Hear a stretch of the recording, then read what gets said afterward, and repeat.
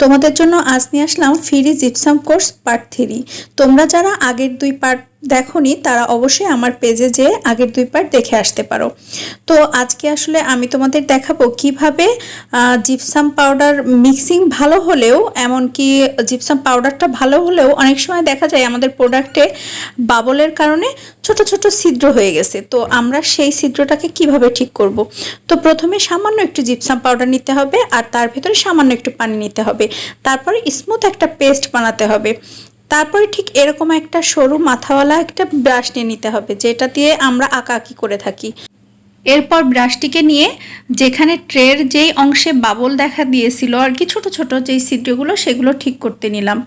তো প্রথমে আমি যেখানে সামান্য একটু ছিদ্র আছে সেখানে হচ্ছে সেই মিশ্রণটা সেই তুলির সাহায্যে সামান্য একটু নিয়ে সেই ছিদ্রর ভেতরে দিয়ে কিছুটা হচ্ছে মিশাই দিলাম। মিশাই দেওয়ার পরে বাড়তি যে অংশটা থাকবে সেটা আসলে তুলি দিয়ে ঝেড়ে ফেলতে হবে। আর তুলিতে যেহেতু মিশ্রণটা লাগানো থাকে, তুলিতে ভালো করে আসলে ওটা সরানো সম্ভব হয় না, তখন হাত দিয়ে আলতো যে মিশ্রণটা সেই আলতো মিশ্রণটা সুন্দর করে উঠিয়ে ফেলতে হবে। তারপর আসলে আমি খুঁজে দেখছিলাম আর কোথাও ওরকম বাবলের যে ছিদ্রটা ওটা আছে কিনা।